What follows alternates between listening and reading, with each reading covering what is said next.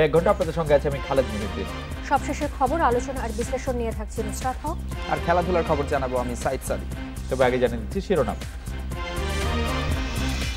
রোহিঙ্গা ইস্যুতে কিছু এনজিওর উদ্দেশ্য অসৎ গোয়েন্দা তথ্য থাকার দাবি মন্ত্রিসভা কমিটির।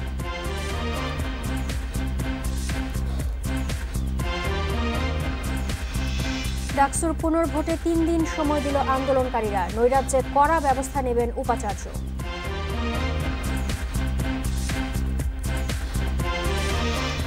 সাকিবের আইপিএল খেলায় হস্তক্ষেপ করবে না বিসিবি, ইনজুরি নিয়ে সতর্ক থাকার নির্দেশনা।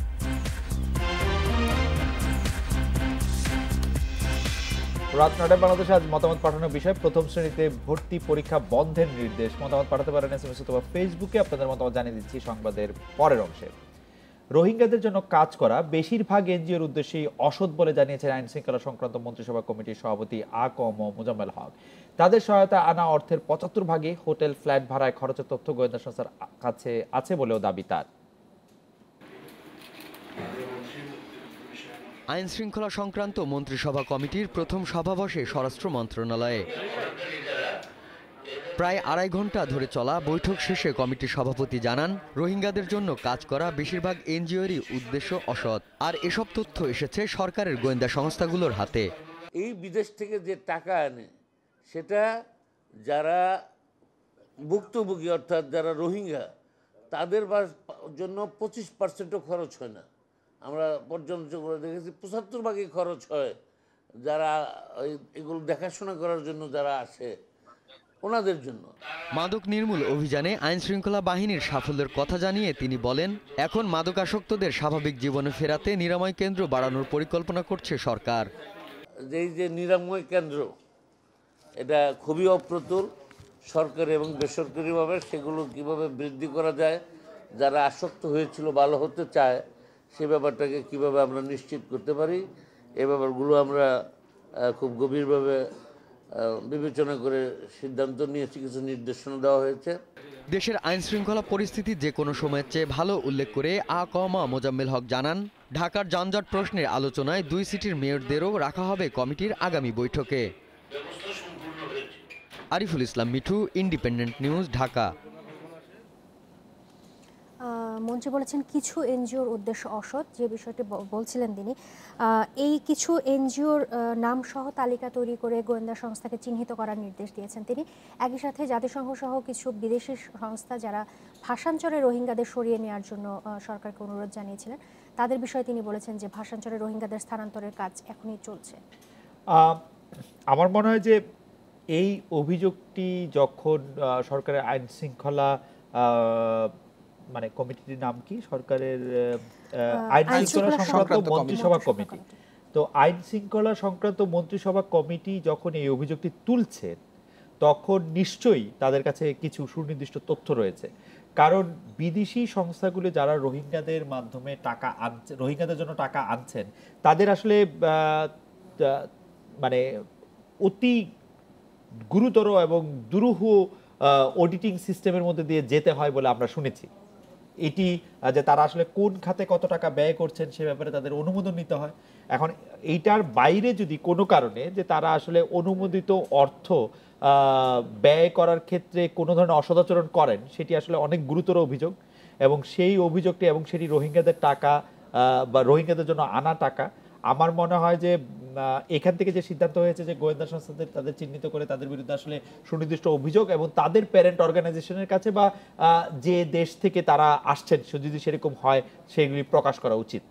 কারণ এর বাইরে এরকমটি হতে থাকলে তাহলে রোহিঙ্গাদের আসলে যে এরকম ভাগ্য বদল হবে না, এবং রোহিঙ্গাদের কারণে আমাদের যে ক্ষতি হচ্ছে সেই ক্ষতিও কখনো পোষাবে না, এবং তারা আসলে কোনো ধরনের সেই ধরনের সুবিধাই আসলে তারা পাবেন না, এবং এটি কোথাও শেষও হবে না।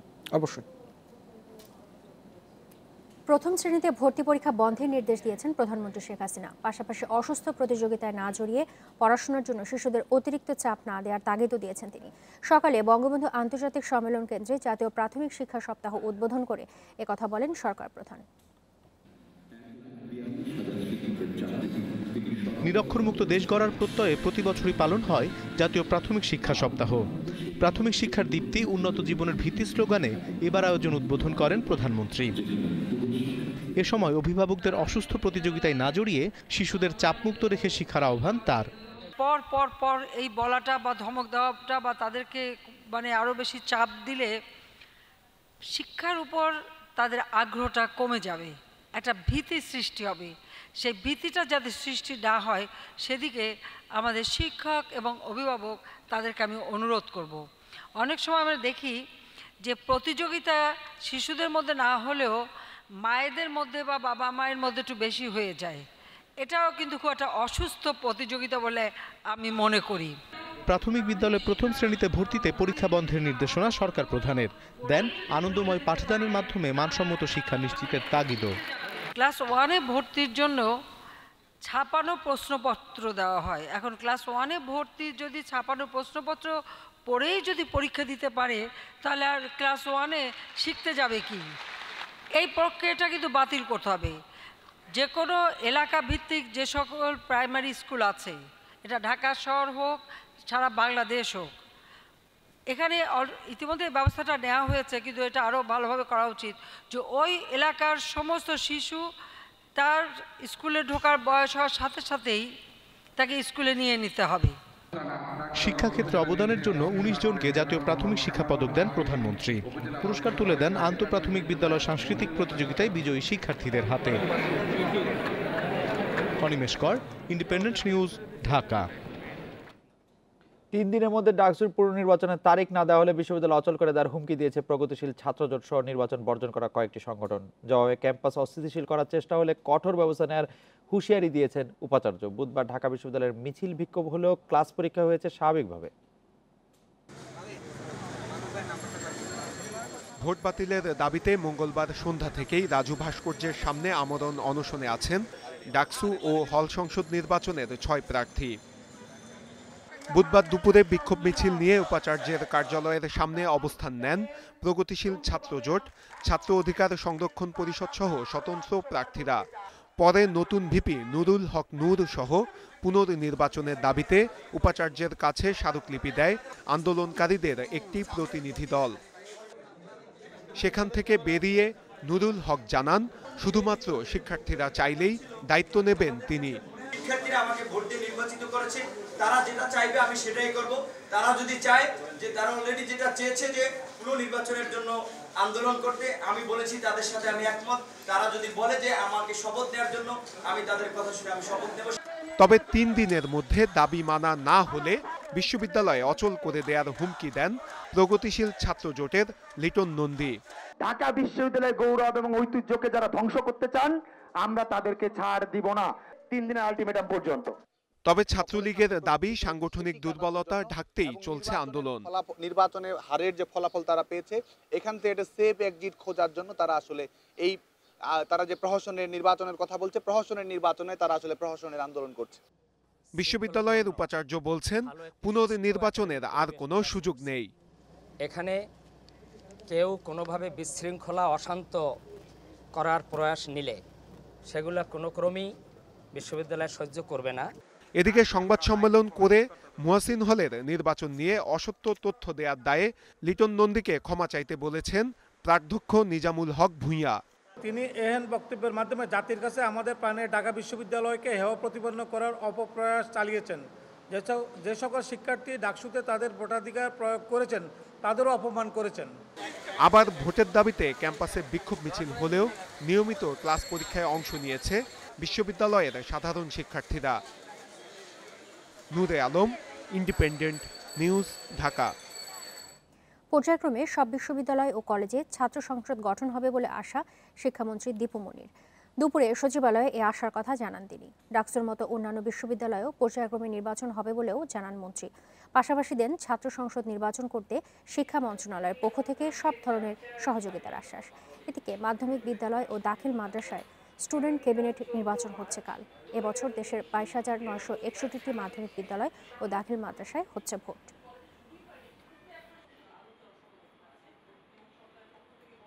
গ্যাসের দাম বাড়াতে একজন গ্যাস কোম্পানিগুলো তিতাসের পর এবার জালালাবাদ এবং বাকরাবাদও চায় সব শ্রেণীর গ্রাহকের জন্য দাম প্রায় দ্বিগুণ করতে। সকালে টিসিবি মিলনায়তনে গণশুনানির তৃতীয় দিনে প্রস্তাব দিয়েছে প্রতিষ্ঠান দুটি। তবে চলতি অর্থবছর দাম বাড়ানোর যুক্তি দেখছে না বিইআরসির কারিগরি মূল্যায়ন কমিটি। গ্যাসের দাম সমন্বয় প্রস্তাবের গণশুনানিতে তৃতীয় দিনে অংশ নেয় বাখরাবাদ ও জালালাবাদ গ্যাস কোম্পানি। কুমিল্লা, নোয়াখালী, ফেনী, লক্ষ্মীপুর, চাঁদপুর ও ব্রাহ্মণবাড়িয়ার গ্যাসের দাম প্রায় 103% বাড়ানোর প্রস্তাব বাখরাবাদের। আর সিলেট বিভাগের 4 জেলায় 138% বাড়াতে চায় জালালাবাদ। আবাসিকে 2 বার্নার চুলায় গ্যাসের দাম 800 থেকে বাড়িয়ে 1440 টাকা এবং 1 বার্নারে 750 থেকে বাড়িয়ে 1350 টাকা করার প্রস্তাব তাদের। দ্বিতীয় দিনের শুনানিতেও একই প্রস্তাব দিয়েছিল তিতাস, যদিও এখনই সঞ্চালন চার্জ বাড়ানোর বিপক্ষে বিইআরসির কারিগরি মূল্যায়ন কমিটি। এলএনজি এর রিগ্যাসিফিকেশন ব্যয় সহ মোট ব্যয় দেশে প্রাকৃতিক গ্যাসের বর্তমান উৎপাদন ব্যয় বা আইওসি গ্যাসের ক্রয়মূল্য অপেক্ষা বেশি হওয়ায় এলএনজি আমদানির অতিরিক্ত ব্যয় মেটানোর লক্ষ্যে ট্যারিফ পরিবর্তন করে গ্রাহক পর্যায়ে গ্যাসের মূল্য বৃদ্ধি করা প্রয়োজন। গ্যাসের বিদ্যমান বিতরণ চার্জ ইউনিট প্রতি 0.25 টাকা। এই বিবেচনায় 2018-19 অর্থবছরের প্রকৃত ব্যয় ভিত্তিতে বিতরণ চার্জ পুনরুদ্ধারের বিষয়টি পরবর্তীতে বিবেচনা করা যেতে পারে। তবে এলএনজি আমদানির কথা বলে গ্যাসের দাম বাড়ানো অযৌক্তিক বলে দাবি করেন শুনানিতে অংশ নেয়া ভোক্তা প্রতিনিধি ও বক্তারা। 1000 মিলিয়ন কিউবিক ফিট মে মাসে আসবে। What is the guarantee? আগামী 15 থেকে 20 দিনের মধ্যে বর্ষণ শুরু হতে পারে, এই পাইপলাইন পুরোটা শেষ হবে না। যে 2 বার্নাল বলেন 1 বার্নাল বলেন, যেটা বরাদ্দ এখন এই 1 চুলা 2 চুলার নামে যে টাকা দিচ্ছি আমরা অনেক কম জ্বালিয়ে বেশি টাকা দিচ্ছি। ঢাকা শহরের গ্রাহকরা যেমন দেই, আমার ওই সাধারণ অঞ্চলের গ্রাহকরা বেশি টাকা দিচ্ছে। এদিকে শুনানি চলাকালে টিসিবি ভবনের প্রবেশ মুখে বিক্ষোভ সমাবেশ করে গ্যাসের দাম বাড়ানোর প্রক্রিয়া বন্ধের দাবি জানিয়েছে বাম গণতান্ত্রিক জোট। Shariful Islam, independent news, Dhaka. গ্যাসের দাম বাড়াতে গণশুনানি চলতে কোনো বাধা নেই বলে জানিয়েছে হাইকোর্ট। আর দাম বাড়ানোর প্রক্রিয়া স্থগিত চেয়ে ক্যাবের আবেদনের আদেশ দেওয়া হবে 31 মার্চ দুপুরে। বিচারপতি FRM নাজমুল আহসান এবং বিচারপতি KM কামরুল কাদেরের বেঞ্চ এই আদেশ দেন।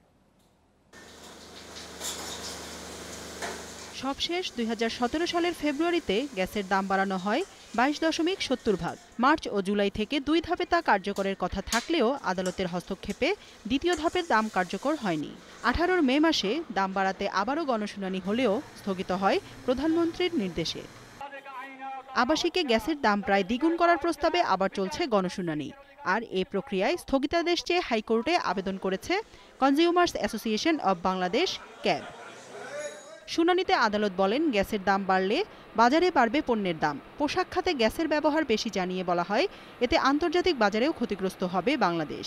6 প্রবিধান 6-এর 3 উপপ্রবিধান অনুযায়ী তাদেরকে এই যৌক্তিকতা জনসাধারণের সামনে এবং স্টেক হোল্ডারদের সামনে বা এই লাইসেন্সিগুলোর সামনে তাদেরকে উপস্থাপন করতে হতো, সেটা তারা উপস্থাপন করেননি। ফলে এই শুনানির পুরো প্রক্রিয়াটাই হচ্ছে বেআইনি, যে কারণে আমরা এইটাকে স্থগিত চেয়েছি। বিইআরসির আইনজীবী বলছেন, দাম বাড়াতে প্রস্তাব দেওয়ার এখতিয়ার সব কোম্পানির আছে, তবে এ বিষয়ে চূড়ান্ত সিদ্ধান্ত দেবে সরকার। ভোক্তা পর্যায়ে বৃদ্ধি করার ক্ষমতাটা আমাদের নাই। আমরা সরকারের কাছে প্রস্তাবটা রাখতে পারি, কিন্তু বৃদ্ধি করার ক্ষমতা আমাদের নাই। এটা সরকার গ্রহণ করতে পারে, না করতে পারে। সরকার এটা সংশোধনও করতে পারে এবং এটা কী পরিমাণ সংশোধন করবে এটা সরকারি নিজস্ব যুক্তিতে সেটা ব্যবস্থা নিতে পারে। এর আগে 2018 সালের 16 অক্টোবর গ্যাসের দাম বাড়ানোর সিদ্ধান্ত নিয়েছিল এনার্জি রেগুলেটরি কমিশন। এর বিরুদ্ধে রিট করেছিলেন ক্যাব আহ্বায়ক মোবাশ্বের হোসেন। শুনানির পর এ সিদ্ধান্ত কেন অবৈধ নয় জানতে রুল জারি করে হাইকোর্ট। জান্নাতুল ফেরদাউস তানভি, ইন্ডিপেন্ডেন্ট নিউজ, ঢাকা। ওবায়দুল কাদেরকে আইসিইউ থেকে কেবিনে নেওয়া হয়েছে। সব ঠিক থাকলে আগামী সপ্তাহে বাইপাস সার্জারির প্রস্তুতি নেওয়া হচ্ছে বলে জানিয়েছেন সিঙ্গাপুরে তার চিকিৎসা সমন্বয়ক ডাক্তার আবু নাসার রিজভী। ওবায়দুল কাদেরের শারীরিক অবস্থার উন্নতি হয়েছে জানিয়ে অধ্যাপক রিজভী বলেন, সকাল থেকে তাকে খাবার দেওয়া হচ্ছে। এর আগে সিঙ্গাপুরের মাউন্ট এলিজাবেথ হাসপাতালের cardiothoracic surgeon Sebastian Kumar Sami তার চিকিৎসার সবশেষ অগ্রগতি পরিবারের সদস্যদের জানান। 3 মার্চ অসুস্থ হয়ে বঙ্গবন্ধু শেখ মুজিব মেডিকেল বিশ্ববিদ্যালয়ে ভর্তি হলে তার হার্টে 3টি ব্লক ধরা পড়ে। পরে ঢাকা থেকে এয়ার অ্যাম্বুলেন্সে সিঙ্গাপুরে নেওয়া হয় আওয়ামী লীগ সাধারণ সম্পাদক ও সড়ক মন্ত্রী ওবায়দুল কাদেরকে।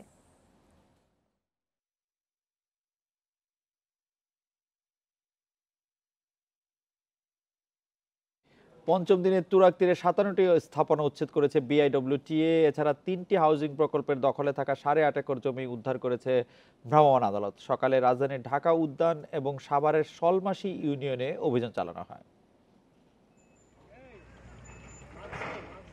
সাভারের শলমাশি ও বড়বরদেশি মৌজায় অবৈধভাবে গড়ে উঠেছিল আকাশনীলা, সিলিকন ও অনির্বাণ হাউজিং প্রকল্প।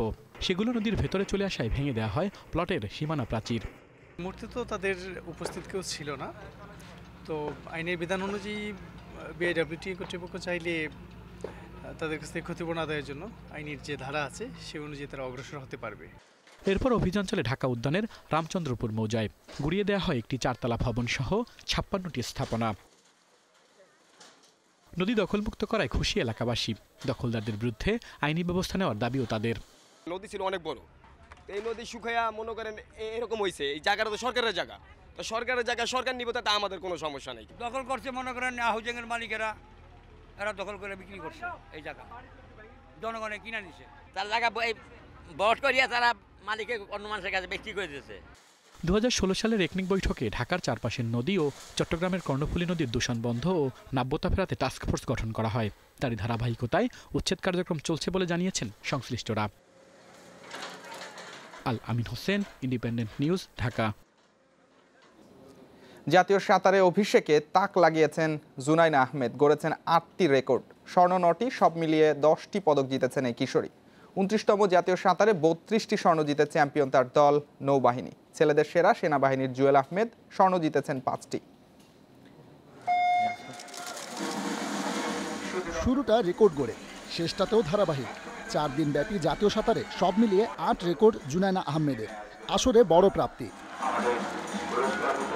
ব্যক্তিগত ইভেন্টে 10টি পদক জিতেছেন, যার মধ্যে স্বর্ণ 9টি। 16 বছর বয়সী জুনাইনাকে নিয়ে স্বপ্ন দেখতে শুরু করেছে ফেডারেশন। পরীক্ষা শেষ করে জুনাইনা আরও বড় আসরের জন্য প্রস্তুতি শুরু করবেন। এতগুলো পদক জিততে পেরে ভালো লাগছে। আমি পুলে সেরাটা দেওয়ার চেষ্টা করেছি। সামনে এসএ গেমস আছে, জানি না দলে জায়গা পাবো কিনা, তবে সুযোগ আসলে তা কাজে লাগাবো। ছেলেদের মধ্যে এবারে আলো কেড়েছেন সেনাবাহিনীর জুয়েল আহমেদ। 5টি স্বর্ণের সবকয়টি জিতেছেন রেকর্ড গড়ে। এসএ গেমসের স্বর্ণজয়ী শিলা অবশ্য এই আসরে সুবিধা করতে পারেননি। 2টি স্বর্ণ জিতলেও টাইমিং সন্তোষজনক নয়। আমি আসলে ন্যাশনালের জন্য প্রিপারেশন নিয়েছিলাম, সময় কম ছিল, সেই হিসাবে বলবো যে আশানুরূপভাবে রেজাল্ট ভালো হয়েছে, খারাপ হয় নাই, যেহেতু আমি 1 মাসও সময় পাই নাই। শীতের জন্য আসলে আমাদের পানিও সুন্দর ছিল না, তো সব কিছু মিলে ভালো হয়েছে। আমাদের এই গেমসের আগে আমাদের ফেডারেশন 5 মাস ক্যাম্পের ব্যবস্থা করেছিল, তো নেক্সট যে এসএ গেমসটা আছে, যদি আমাদের এই মিটের পরে বা 1 মাস বা 15 দিন পরে যদি আমাদের প্রশিক্ষণ ব্যবস্থা করে এসএ গেমসকে টার্গেট রেখে, তো আশা করব যে আমাদের যে পিলারগুলো ডেভেলপ করছে, তো এসএ গেমসের জন্য আরও ভালো তৈরি হতে পারবে। এবারের আসরে ব্যক্তিগত ইভেন্টে নতুন রেকর্ড হয়েছে 19টি, ডাইভিংয়ের রেকর্ড 3টি। সামনে এসএ গেমস, তার আগে সাঁতারুদের এমন পারফরমেন্স স্বস্তি দিচ্ছে ফেডারেশনকে।